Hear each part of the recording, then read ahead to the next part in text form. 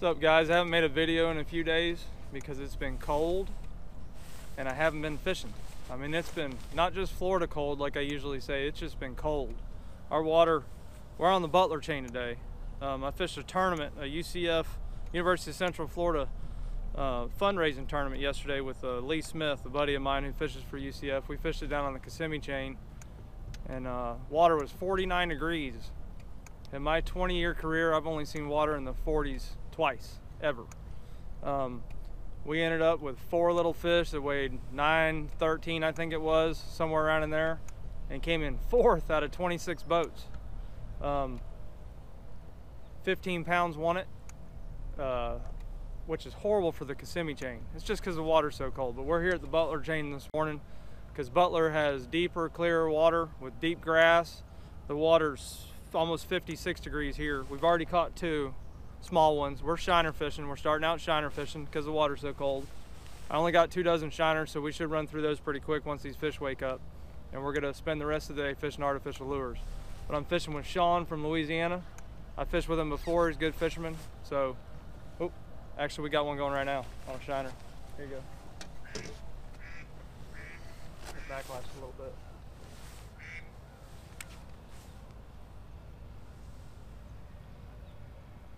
Still got it.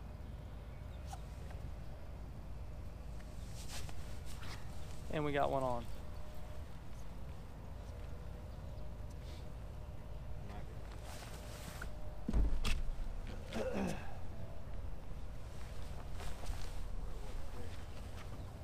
Better fish?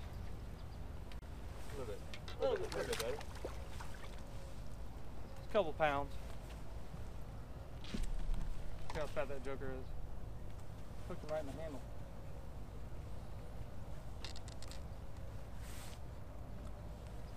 So, it's our number 3. They're gonna get bigger. Sometimes they let the kids eat first, but stay tuned and see how the day goes.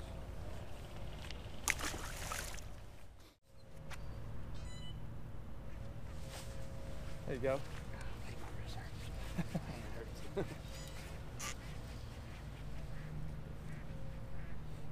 They're biting. Number 5 coming to the boat. We've been fishing about 15 minutes. Just free lining shiners behind the boat. We just got them on a 2/0 Kale hook, 15-pound monofilament line, dragging them down this ledge. And there's one on this one too. And they're biting so good, we're going to have to go down to 1 rod.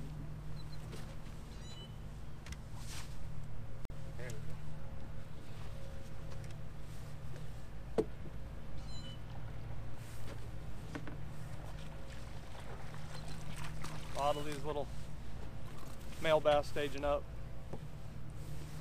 Sometimes they'll come in and eat first, and then the females will move in.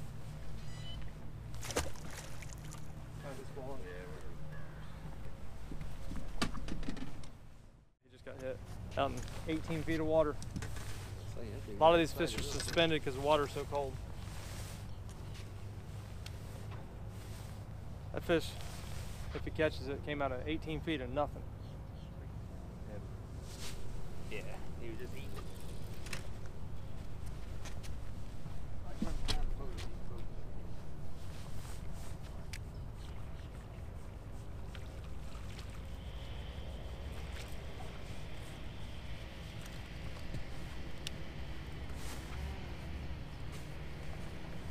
Just another small one.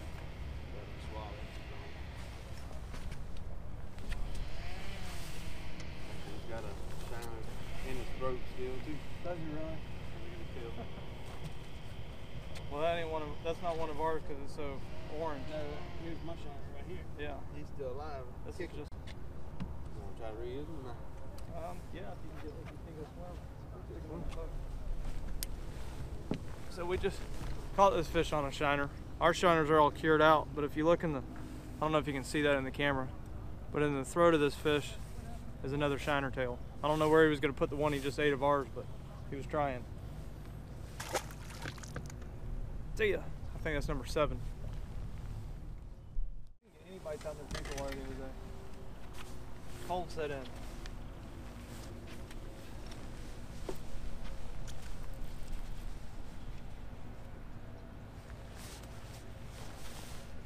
Another fish out of 18 feet of water.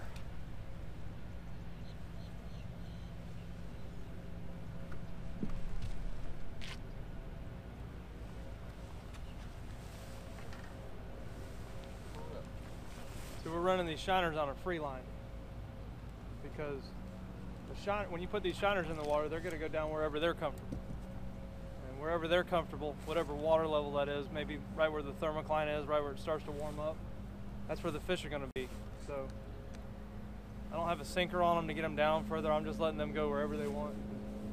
We've been fishing about a half hour, 45 minutes, and that's number 8, I think. Still got to get a big one.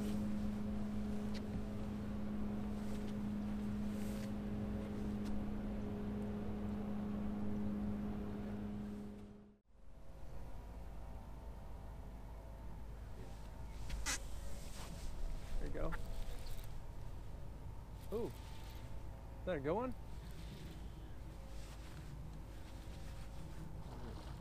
He's way out there, wasn't he? Yeah, it's so hard to tell because this water's so deep out here. Yeah. Number 10 coming to the boat. It's decent. I'll take it.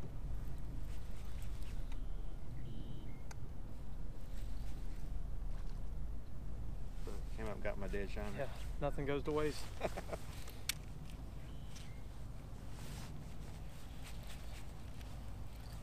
Well, it's a fat joker. Yeah, he's fat. Oh, wasn't my shiner after all? No. Ain't a real big fish, but this thing's got a big old belly on it. They're definitely more scattered. Look at that gut. Fish weighs 3/4 of a pound more than he should. That big old belly. That's how they're gonna start getting. We're here in I guess it's the 2nd week of January now. And this fish probably weighs a half pound more than it should. But here in about another 2 or 3 weeks, all these fish on this lake are gonna look like this.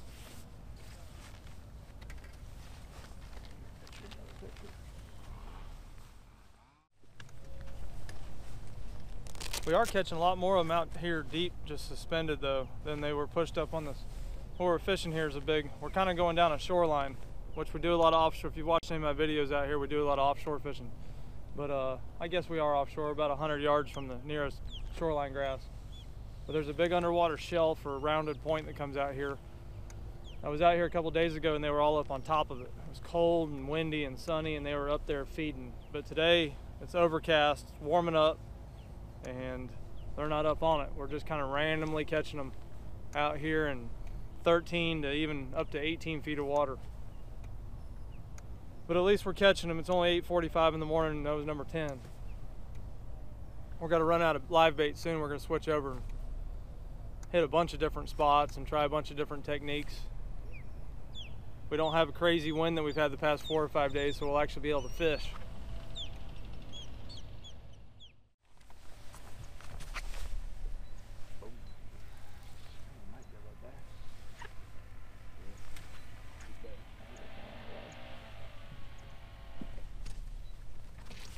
Oh, one got this one too. I gotta reel it in. Yeah, go. There's a little one. Oh, they come off right there. Probably 5, maybe 6. It's hard to tell in the water. Came off right of the boat. Yeah, pulled off. Probably got excited and horsed it a little bit. So we caught them all up out in that deep water, and then I came back in this little shallow flat that's 5, 6 feet deep, where some big females move up sometime. And we got a bite on the rod I was holding. I handed it to him, and the one that he was holding got bit. After trolling all through there, his fish was much bigger, but it came off of the boat.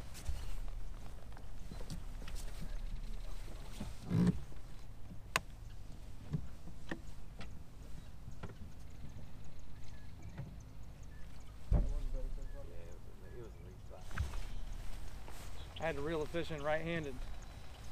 Oh, you're left-handed? Yeah, he's all left-handed reels. Felt weird.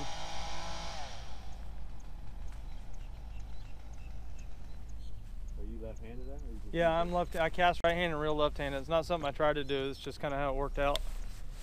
I know a lot of guys try and switch over to reeling left-handed because they cast right-handed, but that was just dumb luck. Ended up that way. Yeah, I don't know how to do Yeah, they're moving back in this cut. I'm glad I came back in here. Especially when we get some bigger ones.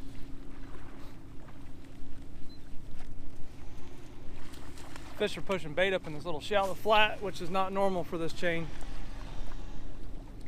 Ain't a bad one. Big old fat, look how fat that little fish is. Yep.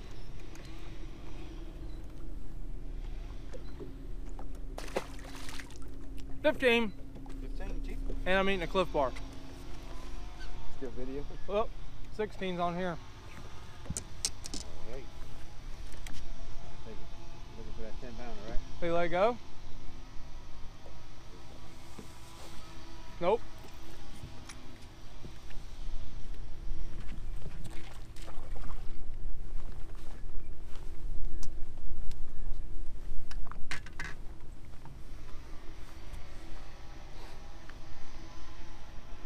That's a shiner pole. Just sit there vertical and just do this. Yeah. Ain't a bad one either. I don't know which way he's gonna go. Go.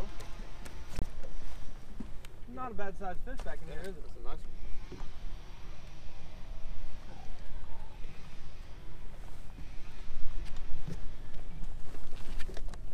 Man, it warmed up a little bit and these fish pushed up. They're wanting to move up. Nice fish. Big old chunk.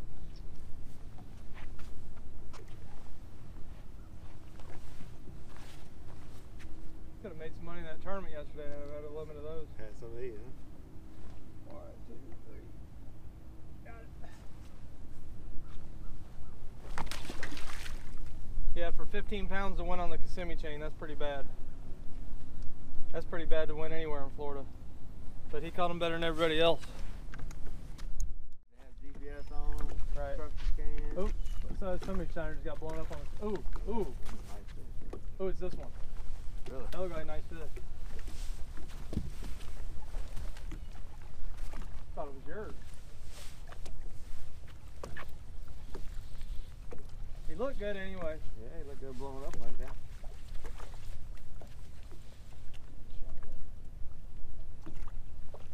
Now he wants to pull.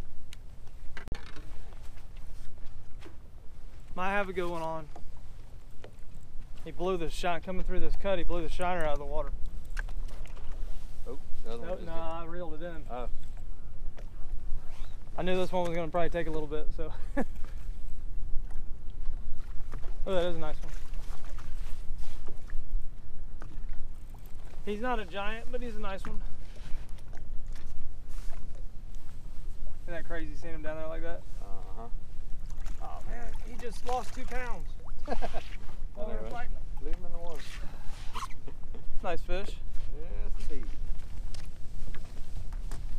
So, it looked like a big one when it blew up. This is how people always miss giant fish, because this thing looked like it was 6-7 pounds when he blew up on it.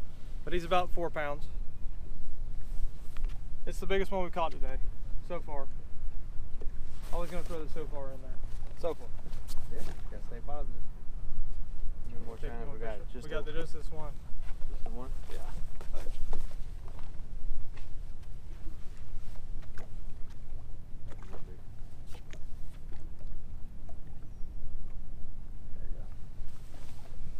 And if you hold it right for the camera, it does look like a 6-7 pounder. Yeah, I know. It's part of the training and fishing. I've learned the long arm technique.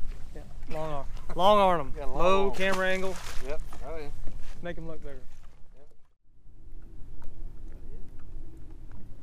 Yeah, it'll just get heavy a lot of times. Sometimes they'll hit it so hard they'll about rip the rod out of your hand.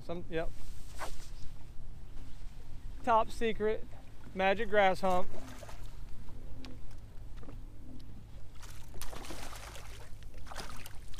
He's a Texas rig fisherman from Louisiana, and he said he needed to get some bites on this dead stick and this fluke to get confidence in it, and he got a bite before me, which is the way it's supposed to be. 21 now, right? Yep.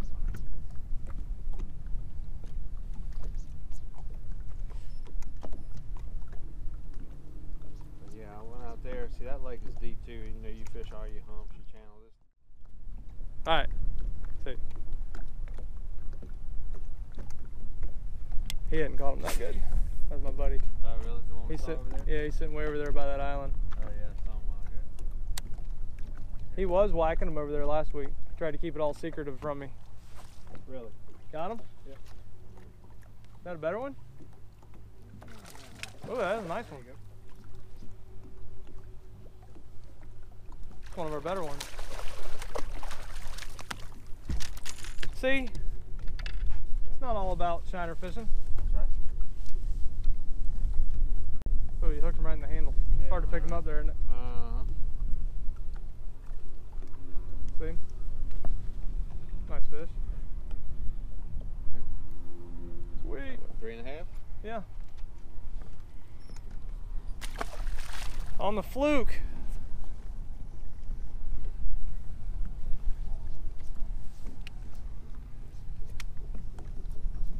If you need another one, you can throw them down there on the floor, and I got pulled out a couple more ones on the cooler lid there.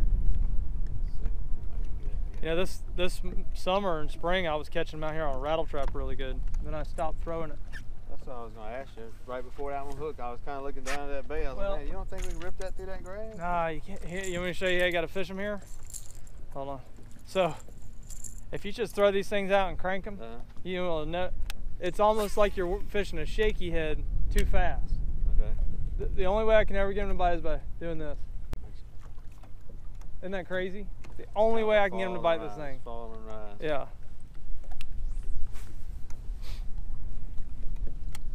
I put it down though. 21, 22? 22. Yeah,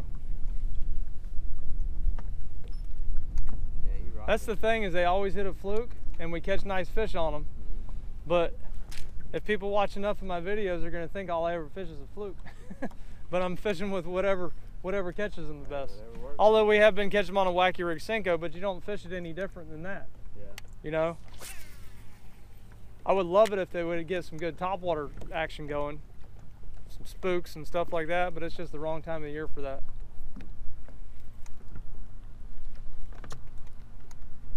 We'll definitely get more variety in here. That was grass in the spring. More variety of baits anyway. Nothing wrong with these trolling motors. They're bulletproof. There's one. I just caught a big old crappie on a fluke. That's a big crappie too. I'm boat flipping. Almost 2-pound crappie. Look at that. Look at that thing. That just ate a watermelon red fluke. That's a big crappie. He about yanked the rod out of my hand, and I got a big old awkward hook set on him. Crappie fishing with weightless flukes. Now, when I was 11 years old, nobody really knows this. When I was 11 years old, I was fishing with my dad and my brother, Bob, and I don't know if my mom was there, but she probably was.